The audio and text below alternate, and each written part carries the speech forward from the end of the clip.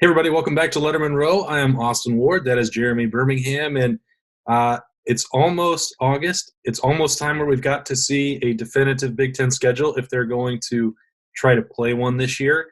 The wheels are in motion, and as Lettermen Row has been reporting for a while, the Big Ten is aiming for 10 games.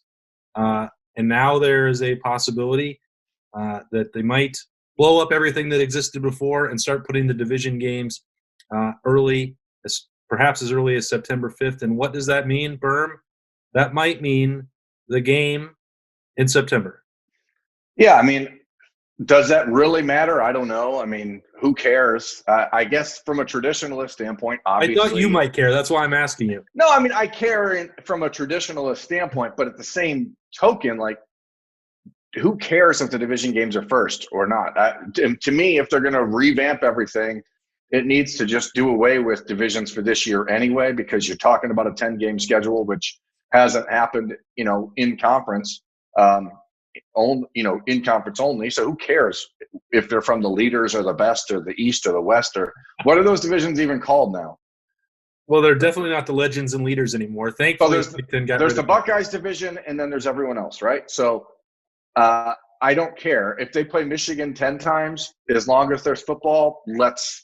Let's just do it. I don't care at this point how they set it up. Do I want Ohio State Michigan played on the last Saturday of November at noon? Yes. Am I going to argue against it? Absolutely not, because maybe I'll get to enjoy Thanksgiving weekend for once. Well, I don't know if that's going to happen, because I think if the full season is going to be played, you have to have the flexibility of those last final weekends to try and play postponements, cancellations, make up games to get to 10.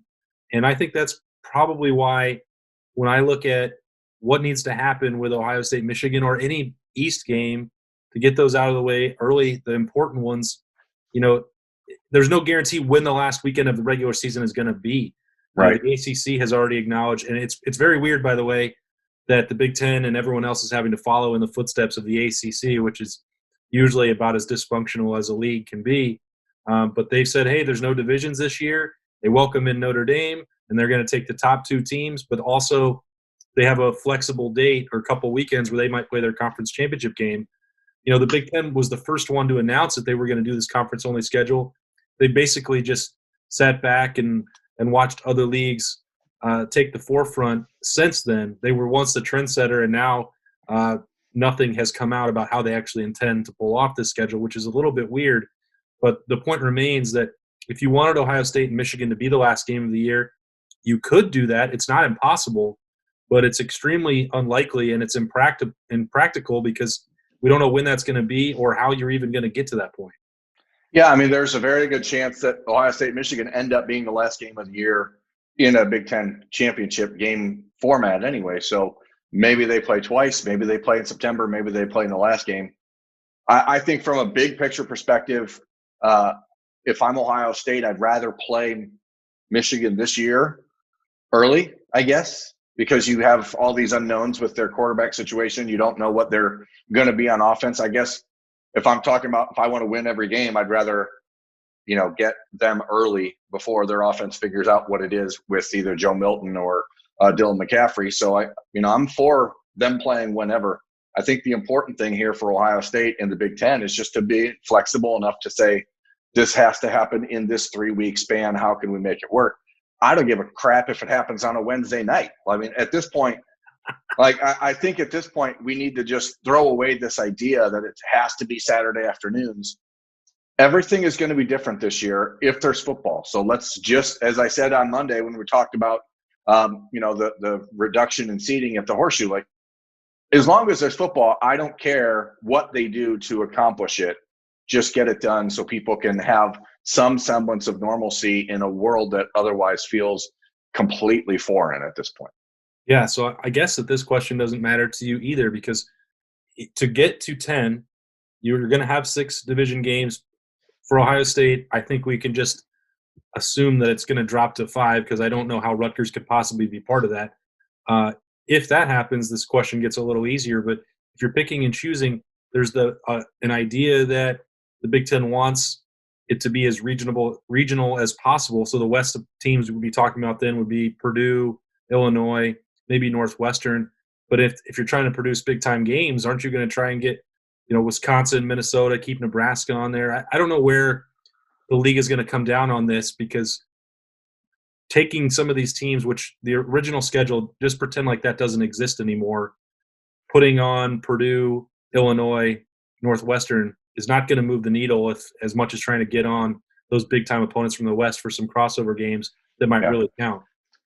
I mean, I think there's obviously some intrigue when you talk about Ohio State playing Purdue again after what happened the last time they met, with Ryan Day now in charge of the offense. And I'm sure there are a number of players on the Ohio State roster that would like to revisit that game. Probably not in West Lafayette at night. But I think that they would like to do that. That would make sense if you're talking about adding another game that isn't currently on the schedule. How they work it out, that's the closest one, right? I mean, who else is closer? I don't want to have to go to Wisconsin in November, I'll tell you that. So let's, figure out the best way. I think the schedule makes the most sense to just have it be Purdue because it is closest. And it's a game that can happen in either place fairly easily. And with no fans, you don't really have to worry about that kind of arrangement anyway. You can play in a street corner. But to me, Purdue's the game that if you're adding another cross-division team opponent, that's the one that I would like to see. I think David Bell and Rondale Moore would be a very interesting matchup for the Buckeyes. So, I mean, I see all the the little pieces that I think would be fun to watch. Jeff Brom versus Ryan Day is always going to be a fun offensive game for people to watch. So I don't want Wisconsin. I think we've seen that matchup enough. We know how that one ends. Let's run it. We can talk about Wisconsin in December if in the Big Ten championship maybe, but I don't think that there's anything particularly intriguing about that game for TV sake. I think if we're talking about like just for pure entertainment, Ohio State and Purdue would be a more entertaining game. All right, and no love. But let me just say this again: I don't care if it's a Monday night, Tuesday night, Thursday night. If they're playing Michigan 8 times, Penn State, I think the idea of playing Penn State this year in Happy Valley is a great thing for Ohio State. So, like, good job. There's no whiteout. That's awesome. But I've told you before that I didn't even if the schedule had been the same as before, there wasn't going to be a whiteout. They were going to find a way. Okay, everyone hates Ohio State, Austin. The World Series would delay itself just so that Penn State could host Ohio State at night. You knew that. You know it was coming. That's true. Major League Baseball was doing everything it could to mess up its schedule, move off the World Series date. That's as they have. Oh, you think it's just a coincidence? The last 2 times Penn State's had to play in Columbus, that happened because of the World Series. You think that's just a coincidence? I don't. How about the only thing that really matters to me this year is just Ohio State, Michigan playing. We've based on historical precedent, we know how that one's going to end. So how about then just like a best of 3 with Penn State, and then from there move on and play 3 games against Clemson for the national title? Listen, if they can play 10 games in 6 weeks, I'm for it. We don't have to deal with rain, snow. Let's just knock out every game. Let's play 1 game every 4 days, split up the teams into halves. You play the Ohio State A team, the Ohio State B team versus everyone else. They'll probably still win 95% of the games in the conference. And can Ohio State play itself in a Big Ten championship game? We didn't get a spring game this year. Maybe that's how we can get it. We've already drafted the teams for that, so we'll see how that turns out.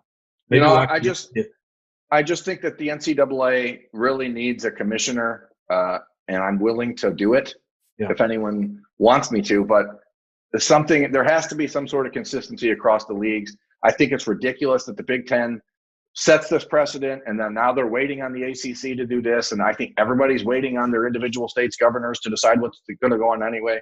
Like, let's just say something, drive to it, and make it happen. I mean, it's been shown that you can play sports in this environment. It can be done. Let's just do it.